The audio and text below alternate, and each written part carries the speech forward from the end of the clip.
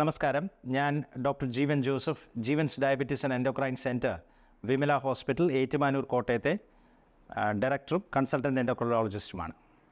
ഇന്ന് നമ്മൾ ഈ ഒരു വീഡിയോയിൽ കൂടെ ചർച്ച ചെയ്യുന്നത് വളരെ പ്രധാനമായിട്ടുള്ളൊരു വിഷയമാണ്.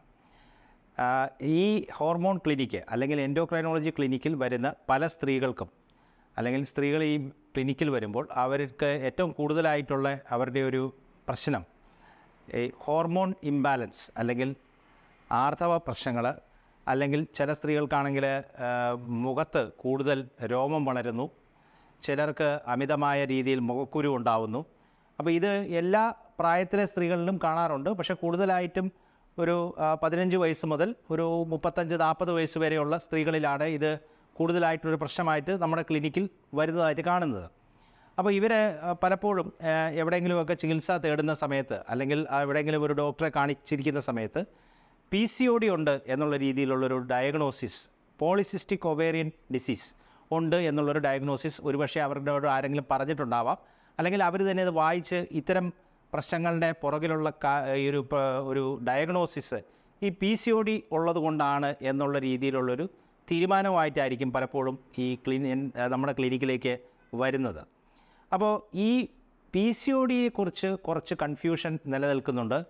എന്താണ് പോളിസിസ്റ്റിക് ഒവേറിയൻ ഡിസീസ്, അത് എങ്ങനെയാണ് നമ്മൾ കണ്ടുപിടിക്കുന്നത്, അതിൻ്റെ പ്രശ്നങ്ങൾ എന്തൊക്കെയാണ്, എന്തൊക്കെ ടെസ്റ്റുകൾ അതിന് വേണം, എന്തൊക്കെ ചികിത്സാ രീതികൾ അതിനുണ്ട്, അതുപോലെ തന്നെ ലോങ് ടേമിൽ പ്രഗ്നൻസിയുടെ സമയത്തും അല്ലെങ്കിൽ അത് കഴിഞ്ഞിട്ടും ഈ PCOD ഉള്ളതുകൊണ്ട് പ്രത്യേകിച്ച് വേറെ എന്തെങ്കിലും റിസ്ക്കുകളുണ്ടോ, നമ്മൾ എന്തെങ്കിലും പ്രത്യേകിച്ച് പ്രിക്കോഷൻസ് അല്ലെങ്കിൽ കരുതലുകൾ നമ്മൾ എടുക്കേണ്ട ആവശ്യമുണ്ടോ എന്നുള്ള കാര്യത്തെക്കുറിച്ചാണ് ഇന്ന് ഈ വീഡിയോയിൽ നമ്മൾ ഡിസ്കസ് ചെയ്യുന്നത്. കാരണം ഇതൊരു വളരെ കോമൺ പ്രോബ്ലമാണ്.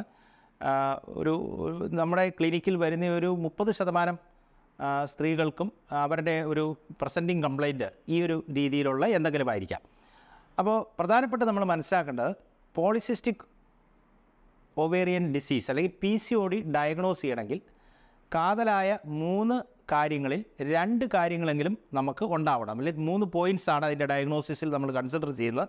അതിൻ്റെ അകത്ത് ഏതെങ്കിലും 2 പോയിൻറ്റ്സ് എങ്കിലും സ്ട്രോങ് ആയിട്ടുണ്ടാകുമ്പോഴാണ് നമ്മൾ PCOD ഉണ്ട് എന്ന് നമ്മൾ തീരുമാനിക്കുന്നത്. അതിൻ്റെ അകത്ത് ഏറ്റവും ആദ്യം ഇറഗുലർ പീരിയഡ്സ് ആണ്. അല്ലെങ്കിൽ ആർത്തവത്തിൽ കറക്റ്റായിട്ട് വരുന്നില്ല, അല്ലെങ്കിൽ ഒത്തിരി ഡേയ്സ് സ്കിപ്പ് ചെയ്ത് വരുന്നു, അല്ലെങ്കിൽ ഒരുപാട് ദിവസങ്ങൾ നീണ്ടു നിൽക്കുന്നു. ഇങ്ങനെയൊക്കെയുള്ള ഒത്തിരി ഇറഗുലർ അല്ലെങ്കിൽ അബ്നോർമൽ പീരിയഡ്സ് ആണ് അതിൻ്റെ ഏറ്റവും ഇമ്പോർട്ടൻ്റ് ആയിട്ടുള്ള ഒരു സിംറ്റം. സോ അത് നമ്മൾ കൺസിഡർ ചെയ്യുന്ന ഒരു പോയിൻ്റാണ്.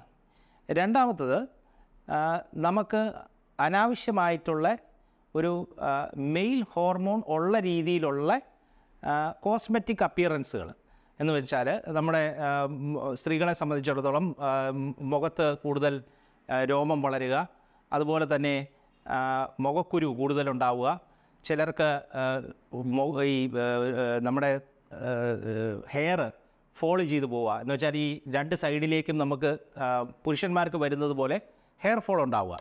അപ്പോൾ ഇങ്ങനെയൊക്കെയുള്ള പ്രശ്നങ്ങൾ സാധാരണ കാണുമ്പോൾ നമുക്ക് മെയിൽ ഹോർമോൺ കൂടുതലായിട്ടുണ്ടോ എന്നുള്ളൊരു സംശയം വരും. ടെസ്റ്റോസ്റ്ററോൺ എന്ന് പറയുന്ന മെയിൽ ഹോർമോൺ നമ്മുടെ ശരീരത്തിൽ കൂടുതലുണ്ടാകുന്നുണ്ടോ എന്നുള്ളൊരു സിംറ്റമാണ് അത് കാണിക്കുന്നത്.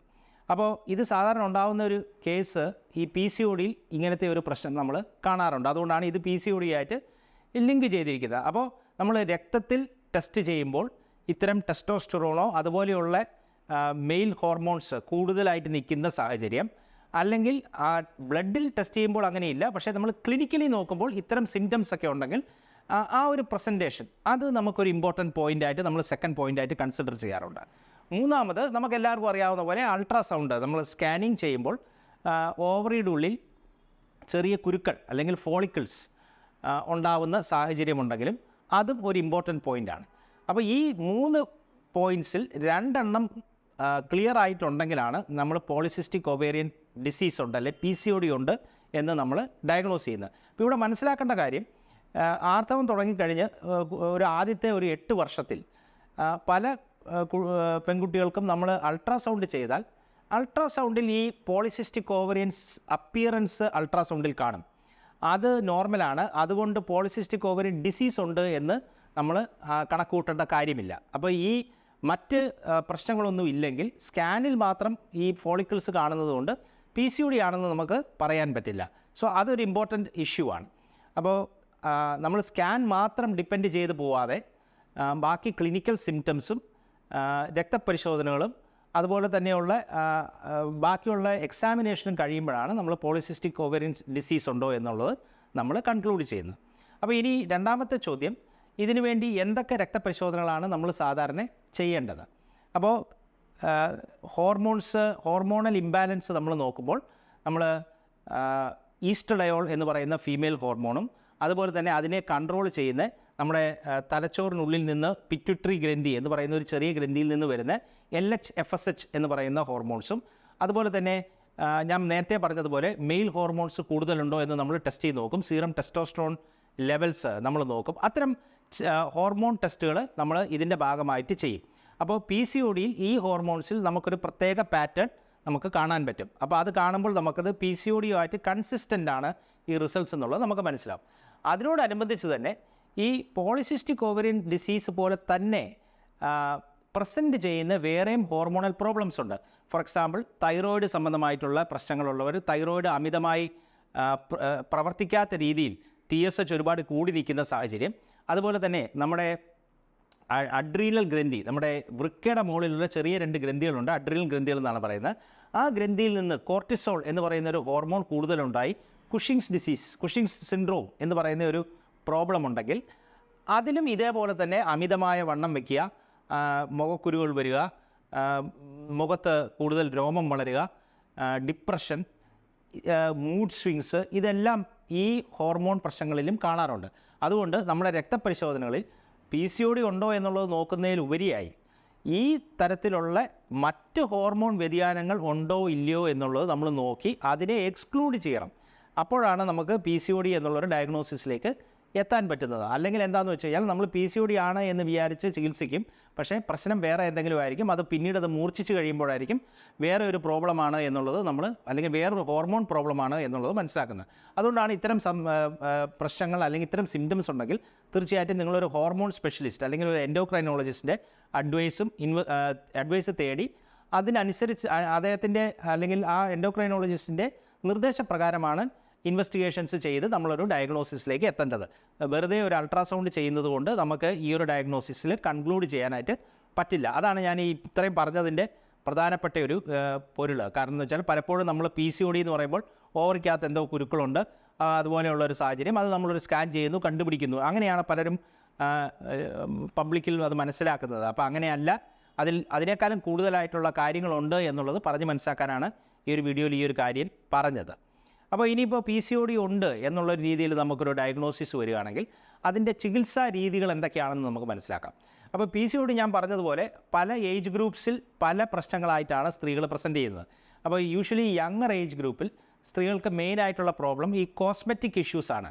ഇപ്പോൾ ഈ മുഖക്കുരു വരിക, അല്ലെങ്കിൽ ഹെയർ ഗ്രോത്ത് ഒത്തിരി ഉണ്ടാവുക, അതൊക്കെ ഉണ്ടാകുന്നത് കൊണ്ട് പിയർ ഗ്രൂപ്പ്സിൻ്റെ ഇടയിലും ഫ്രണ്ട്സിൻ്റെ ഇടയിലും അതുപോലെ തന്നെയുള്ള ആ ഒരു സോഷ്യൽ ഗ്രൂപ്പ്സിൽ ഉള്ള ആ കോൺഫിഡൻസ് കുറവ്, അത്തരം കാര്യങ്ങളാണ് പെൺകുട്ടികൾ കൂടുതലായിട്ട് കാണുന്നത്.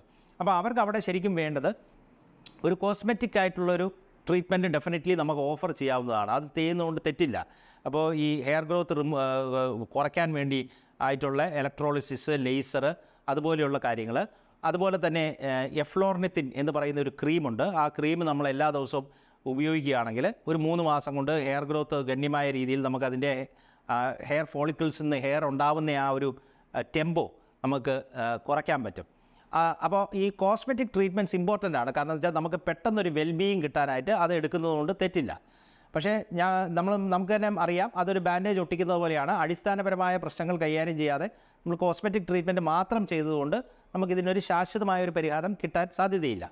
അപ്പോൾ ഈ ഇറഗുലർ പീരിയഡ്സും അതുപോലെ തന്നെ ഈ ഹെയർ ഗ്രോത്തും മുഖക്കുരുവും അതുപോലെയുള്ള പ്രശ്നങ്ങളുണ്ടെങ്കിൽ ഏറ്റവും effective treatment oral contraceptive pills, OC pills എന്ന് പറയുന്ന ഗ്രൂപ്പിൽപ്പെടുന്ന ഏത് പിൽസ് ഉപയോഗിച്ചാലും നമുക്ക് ഈ സൈക്കിൾസ് റെഗുലറൈസ് ചെയ്യാനും അതുപോലെ ഈ എക്സസ് ആയിട്ടുള്ള ഈ ഹോർമോണൽ വ്യതിയാനങ്ങൾ നല്ല രീതിയിൽ കൺട്രോൾ ചെയ്യാനും ഈ കോസ്മെറ്റിക് പ്രോബ്ലംസ് വരാത്ത രീതിയിൽ കൺട്രോൾ ചെയ്യാനായിട്ട് പറ്റും. സോ ഡെഫിനറ്റ്ലി അത്തരം ഒരു ട്രീറ്റ്മെൻറ്റ് നമുക്ക് പല സ്ത്രീകളിലും നമ്മൾ അവരുടെ റിസ്ക്കും കാര്യങ്ങളും എല്ലാം മനസ്സിലാക്കി കഴിയുമ്പോൾ നമ്മൾ കൊടുക്കുന്നതാണ്. അതുപോലെ തന്നെ ഈ PCODയിൽ ഒത്തിരി മെറ്റബോളിക് റിസ്ക്സ് ഉണ്ട്. എന്ന് വെച്ചാൽ അവർക്ക് സാധാരണ വണ്ണം കൂടുതലായിരിക്കും. എല്ലാ സ്ത്രീകൾക്കും അങ്ങനെ ആവണമെന്നില്ല, പക്ഷേ ഒരു 70% PCOD ഉള്ളവർക്കും വണ്ണം കൂടുതലുണ്ടാകുന്ന സാഹചര്യം ഉണ്ടാവാം. അവർക്ക് ഡയബറ്റീസ് തുടങ്ങുന്ന സാഹചര്യം, അല്ലെങ്കിൽ പ്രമേഹമുള്ള ഒരു സാഹചര്യം, അല്ലെങ്കിൽ പ്രീ ഡയബറ്റീസ് ഉണ്ടാവാം. കൊളസ്ട്രോൾ നോക്കിയാൽ അത് കൂടുതലായിരിക്കാം. ഹൃദ്രോഗം വരാനുള്ള സാധ്യത കൂടുതലായിരിക്കാം. അതുകൊണ്ട് അവർക്ക് മെറ്റ്ഫോമിൻ എന്ന് പറയുന്ന ഒരു ടാബ്ലറ്റ് നമ്മൾ ഇതിൻ്റെ കൂടെ ചിലർക്ക് ഓഫർ ചെയ്യാറുണ്ട്. നമ്മൾ മനസ്സിലാക്കേണ്ട കാര്യം, മെറ്റ്ഫോമിൻ ഒരു അഡീഷണൽ ആയിട്ടുള്ള ഇത്തരം മെറ്റബോളിക് കാര്യങ്ങൾക്ക് വേണ്ടിയുള്ളൊരു പ്രൊട്ടക്ഷൻ അല്ലെങ്കിൽ ഒരു ഹെൽപ്പ് എന്നുള്ള രീതിയിലാണ്. അല്ല കാതലായുള്ള ഈ കോസ്മെറ്റിക് പ്രോബ്ലംസ് മാറ്റാനായിട്ട് മെറ്റ്ഫോമിൻ എടുക്കുന്നത് കൊണ്ട് നമുക്ക് ഗുണമില്ല. അപ്പോൾ ഇത് അഡീഷണൽ ആയിട്ട് ചിലപ്പോൾ നമ്മൾ ഇത്തരം പ്രശ്നങ്ങളും റിസ്ക് ഫാക്ടേഴ്സും ഒക്കെ കൂടുതലാണെന്ന് കാണുകയാണെങ്കിൽ മെറ്റ്ഫോമിൻ ഉപയോഗിക്കുന്ന ഒരു സാഹചര്യവും ഇതിൽ കാണാറുണ്ട്. അപ്പോൾ പ്രമേഹം ഇല്ലാത്തവർക്കും നമുക്ക് മെറ്റ്ഫോമിൻ ഉപയോഗിക്കാവുന്നതാണ്. സേഫായിട്ട് ഈ PCOD ഉള്ള സ്ത്രീകളിൽ നമ്മൾ ഉപയോഗിക്കുന്ന ഒരു സാഹചര്യം ഉണ്ട്. മൂന്നാമത്, ചില വ്യക്തികൾക്ക് അവരുടെ റിസ്ക് വളരെ ഹൈ ആയതുകൊണ്ട് അവർക്ക് ബ്ലഡിൽ ക്ലോട്ട് വരാനായിട്ടുള്ള റിസ്ക് ഹൈ ആണ്, അല്ലെങ്കിൽ അവരുടെ ഫാമിലിയിൽ അത്തരം പ്രശ്നങ്ങളുണ്ട്, അതുപോലെയുള്ള ക്യാൻസറിൻ്റെ ഹിസ്റ്ററി ഉണ്ട്. അതൊക്കെ ഉള്ളതുകൊണ്ട് നമുക്ക് ഈ ഓറൽ കോൺട്രാസെപ്റ്റീവ് പിൽസ് അത്ര സേഫ് അല്ല, അല്ലെങ്കിൽ അവരുടെ ഏജ് കൂടിപ്പോയി, അതുകൊണ്ട് നമുക്ക് ഈ പിൽസ് അത്ര സേഫായിട്ട് കൊടുക്കാൻ പറ്റില്ല എന്ന് തോന്നുന്ന വ്യക്തികളിൽ ഈ മെയിൽ ഹോർമോണിൻ്റെ അളവ് നമ്മുടെ ശരീരത്തിൽ കുറയ്ക്കാനായിട്ട് മറ്റ് നോൺ ഹോർമോണൽ ട്രീറ്റ്മെൻറ്റ്സും ഉണ്ട്. സ്പൈർനോലാക്ടോൺ എന്ന് പറയുന്ന മെഡിക്കേഷൻ, അതുപോലെയുള്ള ചില ട്രീറ്റ്മെൻറ്റ്. ഇത് ബ്ലഡ് പ്രഷറിന് ഉപയോഗിക്കുന്ന ഒരു ട്രീറ്റ്മെൻറ്റ് ആണെങ്കിലും ഇവിടെ ഉപയോഗിക്കുന്ന അതിന് വേണ്ടിയല്ല. നമുക്കറിയാം മോഡേൺ മെഡിസിനിലെ പല മരുന്നുകൾക്കും മൾട്ടിപ്പിൾ ഇഫക്ട്സ് ഉണ്ട്. അപ്പോൾ ഇവിടെ നമ്മൾ സ്പൈർനോലാക്ടോൺ ഉപയോഗിക്കുന്നത് ബ്ലഡ് പ്രഷർ ട്രീറ്റ്മെൻറ്റ് ആയിട്ടല്ല, പക്ഷേ അത് ഈ മെയിൽ ഹോർമോണിൻ്റെ അംശം ബ്ലഡിൽ കുറയ്ക്കാനും അതിലൂടെ നമുക്ക് അതിൻ്റെ ഈ കോസ്മെറ്റിക് മാനിഫെസ്റ്റേഷൻസ് എന്ന് വെച്ചാൽ ഇതുപോലെയുള്ള അരോചകമായിട്ടുള്ള മാനിഫെസ്റ്റേഷൻസ് കുറയ്ക്കാനായിട്ട്, അല്ലെങ്കിൽ ആ സിംറ്റംസ് കുറയ്ക്കാനായിട്ട് നമുക്ക് ഹെൽപ്ഫുള്ളാണ്. OC പിൽസ് എടുക്കാൻ പറ്റാത്ത വ്യക്തികളിൽ അത്തരം ഓപ്ഷൻസും അവൈലബിൾ ആണ്. സോ ഡെഫിനറ്റ്ലി ഇതിനു വേണ്ടി നമുക്ക് എഫക്റ്റീവായിട്ടുള്ള ട്രീറ്റ്മെൻറ്റുകൾ ഉണ്ട്. അപ്പം മെഡിക്കേഷൻസ് മാത്രമല്ല, diet and lifestyle and weight loss ഇതിന് വളരെ ഇമ്പോർട്ടൻ്റ് ആണ്. നല്ല രീതിയിൽ വെയിറ്റ് കുറയാമെങ്കിൽ പലപ്പോഴും ഈ കോസ്മെറ്റിക് പ്രോബ്ലംസ്, ഈ PCODയിൽ കാണുന്ന പ്രശ്നങ്ങൾക്ക് നല്ലൊരു പരിഹാരം വെയിറ്റ് ലോസിലൂടെ അച്ചീവ് ചെയ്യാൻ പറ്റും. കാരണം നമുക്കറിയാം, ഈ ഫാറ്റ് അല്ലെങ്കിൽ അഡിപ്പോസ് ടിഷ്യൂ ഉണ്ടെങ്കിൽ ലോക്കൽ ആ അഡിപ്പോസ് ടിഷ്യൂവിനുള്ളിൽ ഈ മെയിൽ ഹോർമോൺ സിന്തസിസ് ഉണ്ടാവാനും അത് ഈ ഹെയർ ഫോളിക്കിൾസിനെ സ്റ്റിമുലേറ്റ് ചെയ്ത് കൂടുതൽ ഹെയർ ഗ്രോത്ത് ഉണ്ടാകുന്ന സാഹചര്യം എല്ലാം കാണാറുണ്ട്. അപ്പോൾ അതുകൊണ്ടാണ് വെയിറ്റ് ലോസ് ഡെഫിനറ്റ്ലി ഈ കോസ്മെറ്റിക് പ്രോബ്ലംസിനെയും ഹെൽപ്പ് ചെയ്യും PCODയിലുള്ള. അതുപോലെ തന്നെ വെയിറ്റ് കുറയുന്നതിലൂടെ നമുക്കെല്ലാവർക്കും അറിയാമല്ലോ, പ്രമേഹം, രക്തസമ്മർദ്ദം, കൊളസ്ട്രോൾ സംബന്ധമായിട്ടുള്ള പ്രശ്നങ്ങൾ, ഹാർട്ട് റിസ്ക്, ഇതെല്ലാം അതിലൂടെയും കുറയും. അപ്പോൾ അതുകൊണ്ട് weight loss and diet and exercise and weight loss വളരെ ഇമ്പോർട്ടൻ്റ് ആണ്.